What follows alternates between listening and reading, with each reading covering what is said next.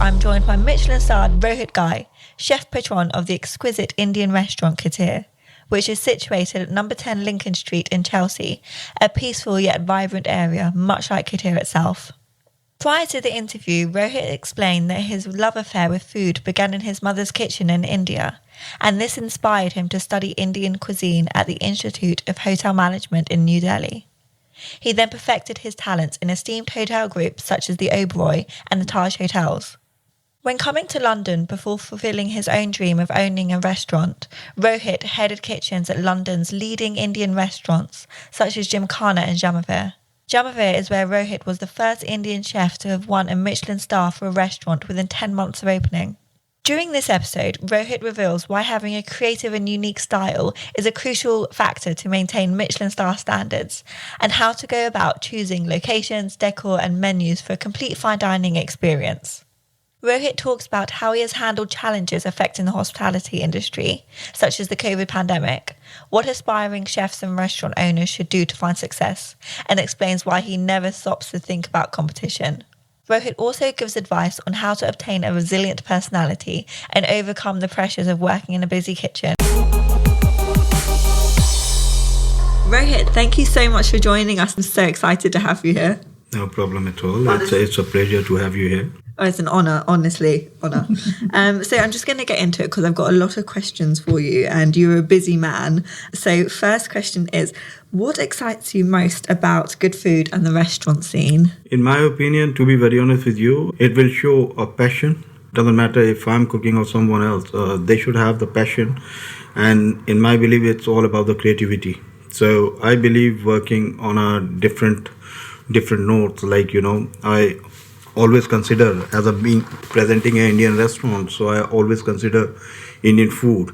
So I always try and take Indian food on different level. So of course I always consider authentic recipe, but I try and convert it into my own way.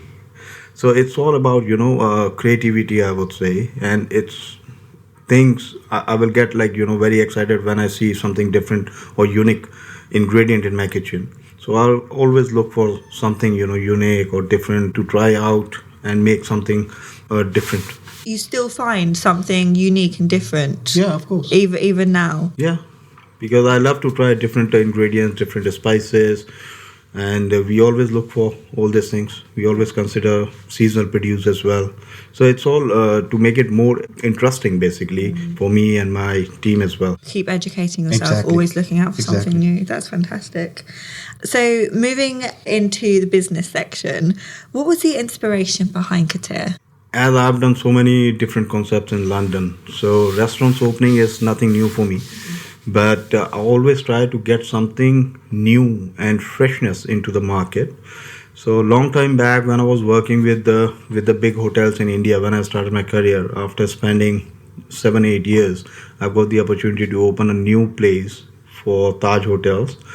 So they started doing luxury lodges inside the forest. So the idea basically for the Kutir came from that side only, because in that area, inside the forest, even in the royal families, if we talk about the royal families of India in history, they used to go for hunting, they used to get stuff there and they will cook it, they will stay overnight there. So the idea came from that side only. So look at the design and of course the interiors at Kutir. It's all inspired from the concept we created long time back in India. So they still have the lodges, but that was the first lodge which I have done myself in India.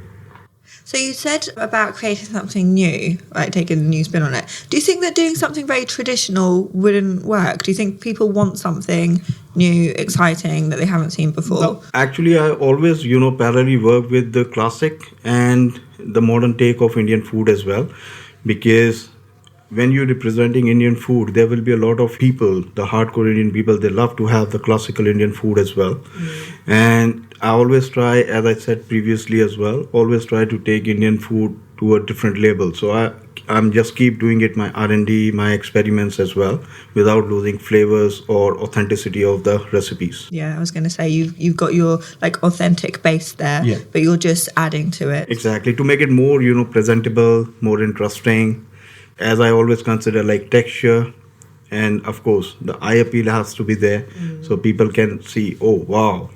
Yeah. So something like that. The wow factor has to be there. So would you say that that's the reason why people choose to dine at Kutir? If I'm not wrong, I think the people, they're believing in me because I've done my track record. If you go through with my track record, I've done quite successful restaurant previously, and people, they also know Rohit is doing something. There will be some uniqueness, some new, some different take on the Indian food. Do you think that you also bring your personality there as well? You've established yourself in the previous restaurants, but you've also, as you were saying in my previous question, adding something new. You've got your personality there. People feel like they can connect with you. Nowadays, to be honest, after the COVID thing happened, and I personally believe in the business, it's a quite important. Your personal touch has to be there, and of course, I made my own identity working as like hands-on chef. So I love to be involved in the operation all the time, and I try and make it, as much as I can. How did you make your own identity? So there's a different factor. There's a lot of chefs, they love to be on the TV side, but I love to be involved in the kitchen side operationally. And this sort of identity I have in the market, people always want to see me in the kitchen. They love the idea of cooking some different unique ingredients, and the right sort of combination or the marriage of the ingredients that people love to see on the plate as well. So that's why I always try and make myself in the kitchen, and I love to be hands-on all the time. And that's why I hardly go to the TVs and all these things. So how did you turn Kutir from a dream into a reality? It's a long story actually, because previously I used to work with different people, different owners, investors, and after the success of my biggest achievement in my career, the Michelin star, which I achieved in less than a year time, and my near and dear ones, they encouraged me. They said, now this is the time you have to go for your own place. So in terms of restaurant, and of course, I personally believe every chef has their own dream to open their own place. So I was blessed, I got the opportunity with working with different people, and finally I found the site as well. So people who just keep working with me, they were very supportive to make my dream come true, basically. Yeah, it was always a dream of yours. It was always in the cards. Even my first dream when I was working in India, my first dream was to get exposure from London. Finally, the first dream came true, and then now the second one.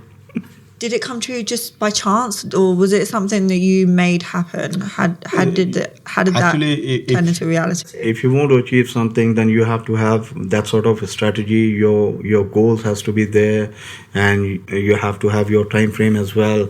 If you really want to achieve, then you have to be on the right track. So few things you have to work it out. How did you go about choosing the menu, decor, and location of the restaurant? First of all, we consider the location. The location is very important. Secondly, once we decide the location, then we'll work it out on the concept. It could be a casual or it could be a fine dining. Okay. So Kutir, I found in a wealthy, nice, peaceful area, Kutir, Chelsea, where we believe rather than doing casual style concept, better to make a destination for our group, basically. And it's worked really well because people look for some unique places anyway. And I was not far from Mayfair, actually, where I was based earlier. So Kutir, I found something different because Mayfair, of course, that's a commercial place, but Kutir, Chelsea, it's a more residential area. And we decided to keep the name Kutir because in Sanskrit, Kutir means is cottage. And then we come up with the ideas, the inspirations. So during the opening time, we really work very hard to get the right interiors, right color, right theme, and of course the food as well. So it took around 5.5 months to finish it off everything. Is that a short amount of time or a long amount of time? Previously, I opened a restaurant in 3 months, 4 months, but I think for me, it took a little bit longer. Why do you think that is? Because it was your own venture? once you have so many restaurants like open previously, you have concepts. So I could do it easily, straightforward. Maybe I can open it in 2 3 months time if I want to replicate the same dishes or same interiors and all. But when you look for something freshness, some new unique ideas, then you have to do little R&D as well. You have to move around here and there, and you have to bring the ideas as well. So that's why it took a little longer. Right, okay. And the menu as well. How did you go about deciding what was going to be right, and how often do you change it? What I normally do, we keep changing the menu on quarterly basis, and I try and produce a lot of local and seasonal produce in my menus for the Kutir, because it's quite challenging to make the menu, because you have to consider your kitchen space as well. Yeah. Plus the execution needs to be quite quick as well, so you have to consider all these things. So I come up with some unique ideas of the menus, like expedition menus and all, and we just keep changing the menu. During the winter time, we always focus on the game menus. During the summer, I consider seafood menu. So there's all the time there's a lot of offering, and you have to choose the seasonal produce first. Then once you locked in with the main ingredient, then we work it out in terms of presentation, in terms of execution as well. So to make everyone's life easy. What would you say is the most popular summer dish?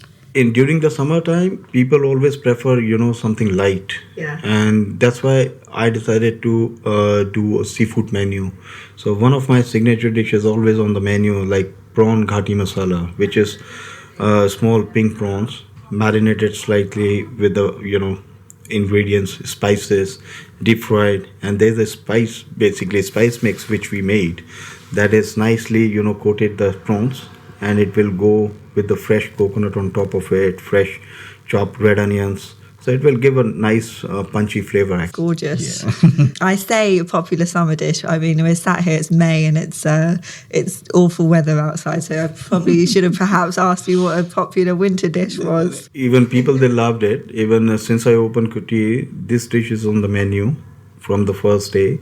Even I'm just keep doing it events. Even last year before the COVID, I've done the Taste of London at Regent's Park. Right. And that was dish there, and it was the hot selling dish. In the Taste of London, I consume about 120 kg prawns. Wow. In 4 days. What do you think is the most challenging thing about opening and running a restaurant? There is a challenge because nowadays Indian food is very popular and very common in London, especially the Mayfair and Chelsea neighborhood areas. And as I said, if you have some sort of unique concept, unique ideas, then definitely it will work. Yeah. Because people are very, very much foodie in London, and they always look for some, unique destinations. So that's why you have to be on your toes all the time to come up with, some unique and different ideas in terms of drinks, in terms of, starters, main courses. So you have to be on your toes all the time. Do you keep an eye out for what your competitors are doing? If you ask me personally, I don't believe in competition, because rather than spending time here and there, Yeah. I love to focus on my own things. So I would recommend to everyone as well, I just focus on my stuff. I don't care about what's happening around. Right. So it will give you enough time. By the time you will get maybe a different unique ideas rather than spending here and there. So I won't go. So how does running a fine dining restaurant differ to more casual style dining? Actually, I always work on parallel side as well, like, the casual dining concepts. So very recently after the opening of Kutir, I opened Kulcha, that is more focused on street food across from India. So on the fine dining side, you have to put a lot of effort in terms of, service standards, food quality.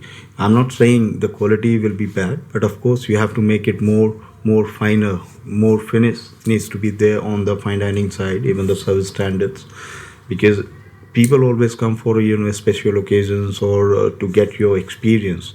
So for example, like for Kutir, I've got plenty of dishes as a starter or as a main course. all the dishes have minimum 5 to 6 different elements on the plates. But on the casual side, you don't need. Casual side, people look for, the rustic flavors basically. So you can play around with 1 or 2 ingredients, but on the finer side, you have to put extra effort to show them. And people definitely, they will, if your efforts in a right way, people always, appreciate. So it's a huge difference between casual and fine dining. What do you like about the casual? The best thing is for casual is it's pretty straightforward. Plus, you don't need to work it out. You don't need to make, lot of effort to make it presentable basically, because rustic, the street food is more focused like, the street vendors, what we have in India everywhere.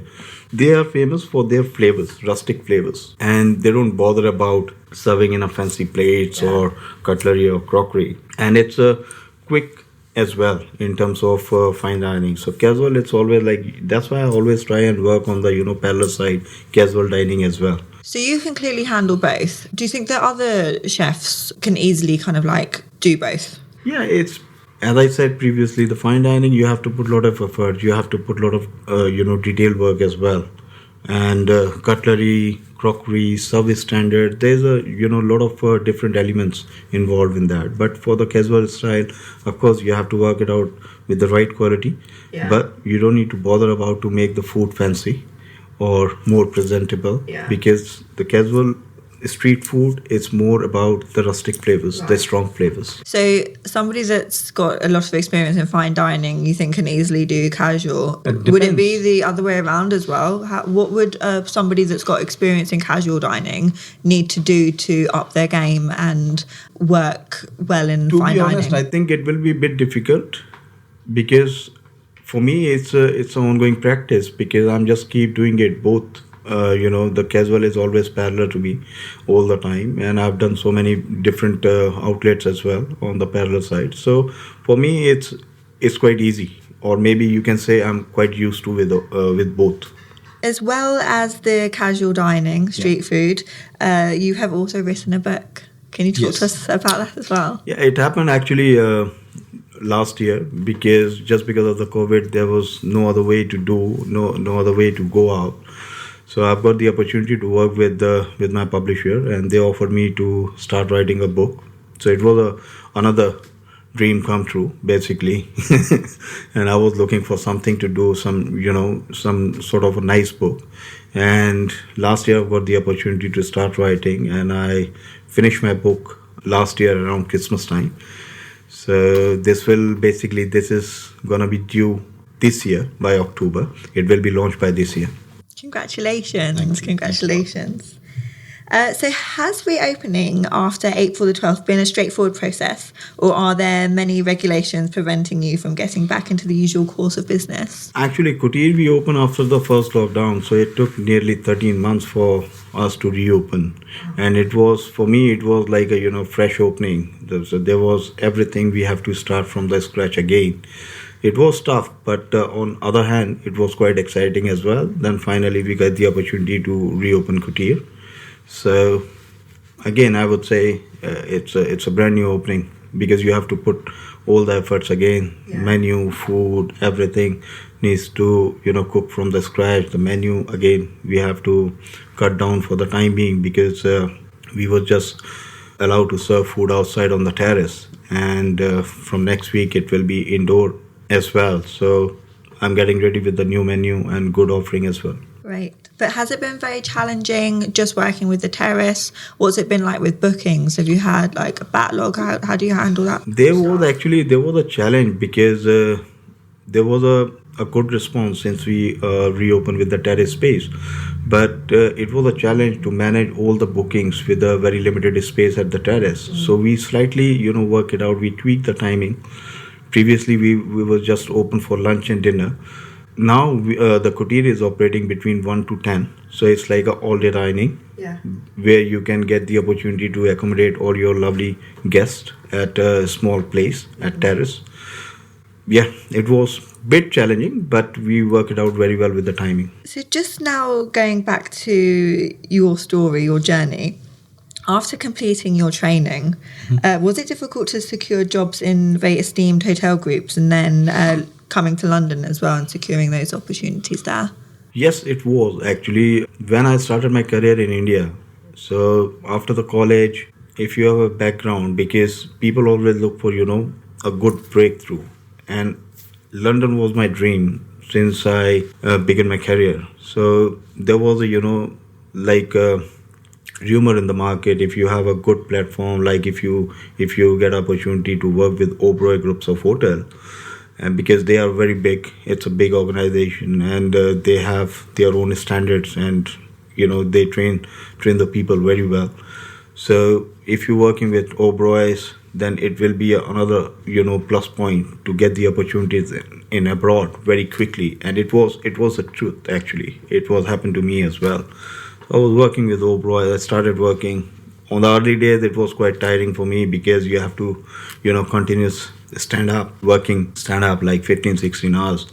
But slowly, I get used to with all the long hours working, like a crazy person, spending time in long hours to make your base strong, basically. It helped me a lot. Then after spending 8, 9 years in India with the big hotels like Oberoi and Taj, I've got the opportunity to work in London as well. So I came over. I started with the Michelin star Indian kitchen only. So I'm quite blessed. I always get the opportunity to run Michelin star background, high-end Indian restaurant, top restaurant in London. Amazing. Do you think it's the same now as it was back then? Is these kind of opportunities available for young people now? Because there's a lot of changes happen even in India. Previously, if you are working with a standalone restaurants, then you can't get a very good opportunity to work with the hotels.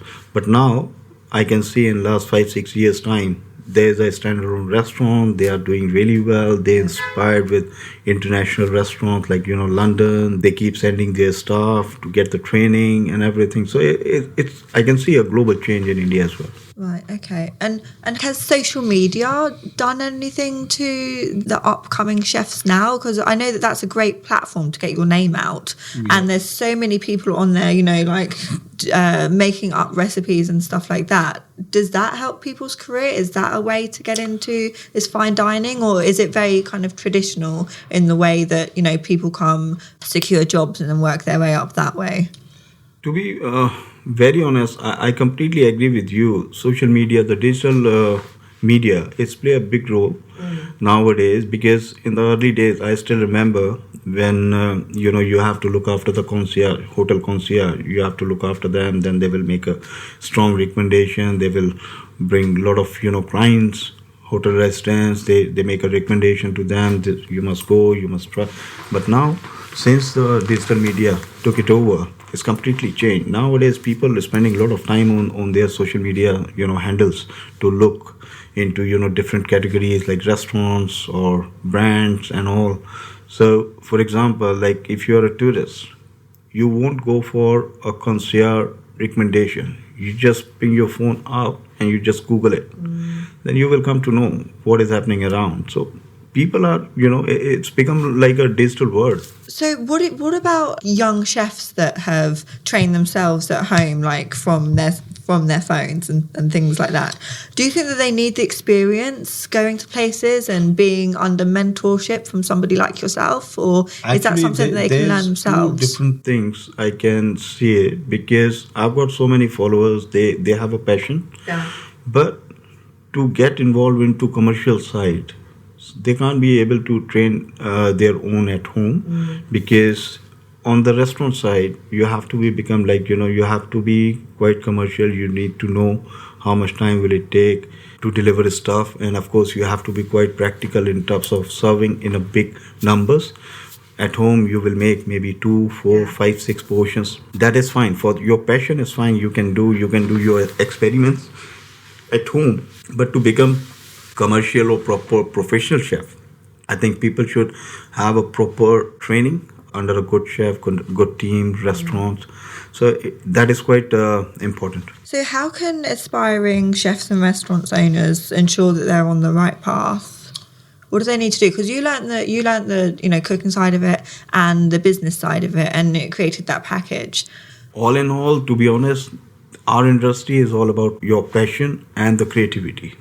So they should always look for, the seasonal produce, people liking and disliking, and the right combination of, if they are heading for Indian cuisine approach, then they should look for a right combination of the spices. And of course, the cooking skills has to be there. They should use different cooking techniques, slow cooking, sous vide, and they have to cook as per perfection. Right. That is all, basic things. And do you think that it would be a sensible idea for people to go into like college after they finish school, or can they secure an apprenticeship at that young age? What path would you advise they go down? For our industry, when I started, of course, in London as well, there's a different courses available, and a lot of people they keep doing it.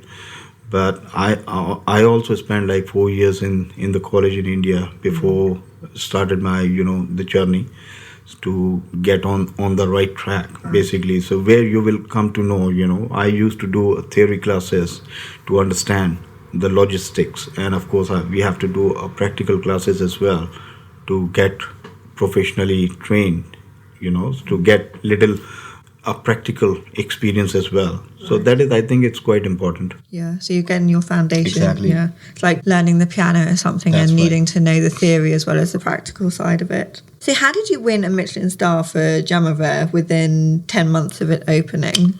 There was a dream, hard work, and a lot of, the blessings always there. Because I was running, as I said previously, I've run a lot of Michelin star background kitchens, and where I retained the Michelin for 12, 13 years altogether. So when I opened, the location was perfect. There was a buzz, and of course, it's a right location, prime location in Mayfair. And we decided from the first day, it's completely depends on the people, and especially the Michelin organizations. If you deserve it, you will get it. It's not sure, but of course, if you are on the right track, if you keep doing it, their criteria is quite straightforward. They want the most important thing is the consistency, and how you handle the pressure. Like, as I said, seasonal produce, good offering, generous pricing. So it's a combination of all these things. Right, and having your creativity as well coming. That is important too. Yeah. So I was just, as I said, I would just keep heading all the kitchens. Of course, it's a very difficult task, but I'm just, strictly following all their criteria from my previous ventures. Yeah. And where they come to know, the good offering is there, consistency is there, seasonal produce, the price was generous, and it was the best thing we ever had. Like, in a record-breaking time, we won the Michelin there. Amazing. Congratulations on that, by the way. Thank you. Do you think that if you were looking for like trends to follow, or keeping your ear to the ground, working towards, securing that Michelin star, do you think it would have come that easily? Or is it the confidence that you had in your own style that got it? I think it's completely depend on your routine work and what is your approach previously. And because, I strongly recommend the people should have their own, what I would say, their own principles. Like, doesn't matter if they are aiming for Michelin or not, but if they are up for fine dining, they should maintain the consistency. They should have their own ethos, working ethos as well. That is quite important. And I would just keep running the big places in the busy environment with the consistency and all the standard measures. We just always do that. So I think it's a good practice to have. Yeah. So you've talked about like running a commercial kitchen. How can aspiring chefs, what can they read? Or is there any kind of like, I don't know, magazine out there for them to get this kind of like information just to keep on top of things? There's a lot of, books available in the market. Even I've got more than 200 books at home.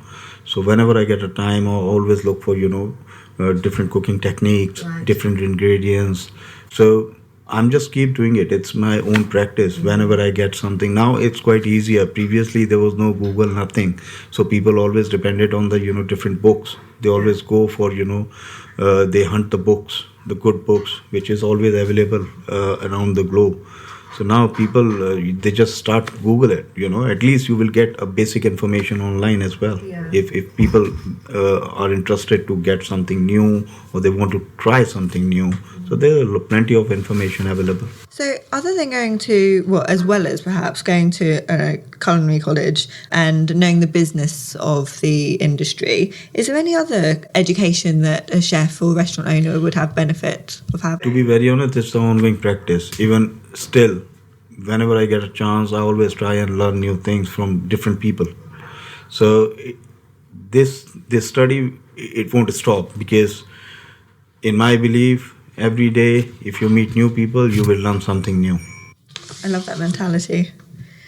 How do you deal with the pressure of being in a busy kitchen? If we talk about Kutir, of course, it's a small concept. It's a small restaurant, but there's a different take on different dishes, a lot of effort to make it worth. And I love running busy kitchens. Even I feel good when I start sweating. Yeah. So it will be good. It's a good sign for me. If I start sweating, it means I'm enjoying. Do you think that chefs or restaurant owners need to have a resilient personality? It's not really, actually. It's depend on the people. Like, people, if they have a passion about it, of course they can groom themselves according to their the support they are getting from the people, and of course what sort of goal they have there in mind. So it can be easily done. It can be easily groomed, to be honest. How about somebody that was starting off at the beginning of their career, they can't quite get it right? It sometimes happen, to be honest. Of course, on the early stage, they will need some good guideline as well.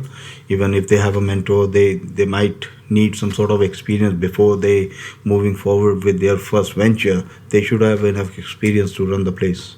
Do you think that people in the restaurant industry are able to have a healthy work-life balance? Because I know it's a career that's always going, right? It's a bit difficult, but if you ask me, I never manage with my workout timings and all. So I took different membership for the different gyms according to my availability, but it never worked out. Then I decided to do workout after my service. So before COVID, I was just keep going every midnight after the service, because you have to have some sort of routine work. I know I can't be able to do it in the morning. I can't be continue with that, because somehow you have meetings, then you have to miss up your routine, so it won't work. Then after all these things, I decided to do my workout after the service. There's no one to disturb you, and you can carry on, continue. So for me, it's nearly 5 years now. You work out after your service? Midnight. That's good going. Good going. So the answer is you can maintain it, but of course you have to cut down. You have to make a little room for all these things. You could make your own diet plan as well. Yeah. Of course, there's a lot of stress working in the professional kitchen, long hours, meetings back to back, operations like lunches, dinners, all day. So altogether, it's a quite busy schedule. But again, depends if you can make it. But this isn't a profession that you just fall into, is it? This is something that you choose to do. Exactly. So I'm assuming that if you're in this career, it's your passion and it's your drive. So do you think that having a work-life balance isn't necessarily a bad thing, as long as you yourself are keeping a healthy mind and body? Now, to be very honest with you, now it's completely different story for me, because I enjoy working in this industry. For me, there's no regret, because with a lot of people support and God blessing, I achieve a lot.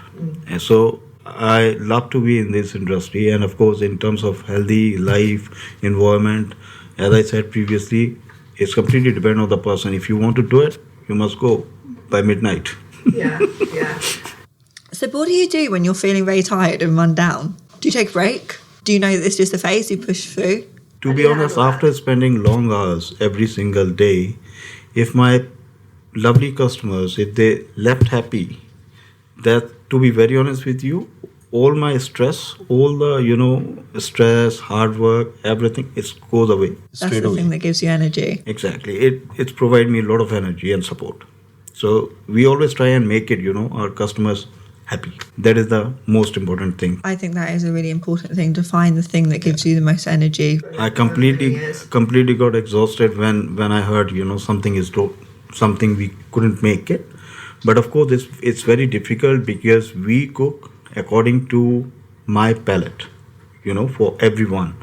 And I always aim for 70-80%, not more than that, because everyone has their own taste buds. Maybe you like my taste buds. Few people, they don't like too much spicy. Some people, they like spicy. So you can't be 100% right. But from the beginning, I always try and make target for 70 to 80 people.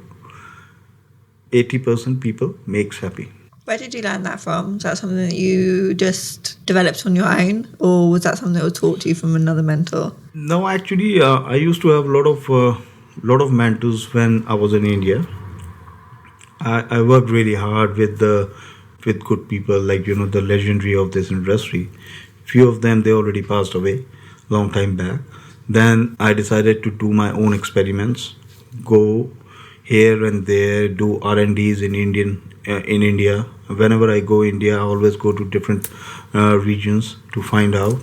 And while working with Oberoi Hotel, we used to get a task every year for the R&Ds. They used to send us before the appraisal. It was a process there. So every year before the appraisal, you will get the task. You have to hit the goals. So you have to go for regional cuisine search and R&D and all that stuff. So I still remember, I still have a big suitcase of my handwritten notes at back home in India, which I have done it long time back. So it helps a lot, to be honest, to understand different cuisine, different style of spices. So all the learnings I'm using through now. Right. So you're answering your why and your how. You're really understanding it all. Yeah. Do you have any advice for your younger self? Is there something that you could tell yourself? I don't mind sharing my thoughts actually, but I always recommend to everyone, because my mom taught me. She always said, whatever you cook, if you cook with your heart and soul, your final product will be turns excellent. And of course, you have to consider consistency, the right quality products, and keep working, hard, passion, and creative side. That's all I do normally. I feel almost silly asking you this question, because you've had all these opportunities that, you've set out for. But is there anything that you would have done differently? To be honest, this is my ongoing routine, because this is the base. This is the principle I always consider. And these are very important while cooking things, while making menus, and doing busy services, doing new restaurants. So these are the ethos, the work ethos I have, and I always try and follow. Plus, I always ask my team to stick to this as well. I love that you involve your team. So what's the future of the restaurant industry? It's always good, to be honest, but after the COVID situation, it's slightly worrying at the moment. And I'm sure once we get on with COVID thing, it will be back on track straight away. And I can see since we opened with terrace space, people are literally desperate to go out. And it will have a good future, I'm sure. Yeah. Well, it hits so many things. You have the experience of going out and socialising, trying new things, trying delicious food. Exactly. I don't think it's... And especially the COVID thing, it's badly affected to our industry, because, there's no socialising. You have to maintain the distance. You can't go out. It's so much restrictions. And that is the reason, it's now everyone, especially our industry people, they are hoping for the best to get the industry back on track. You have an amazing restaurant, an amazing food. Thank you. So I just want to say thank you so much for joining us. And I'm very excited to come and dine at Kutir. So anytime, please come, please do. All right, thank you so much. It was a pleasure having you on the show. Thank you. Thanks a lot for your time too.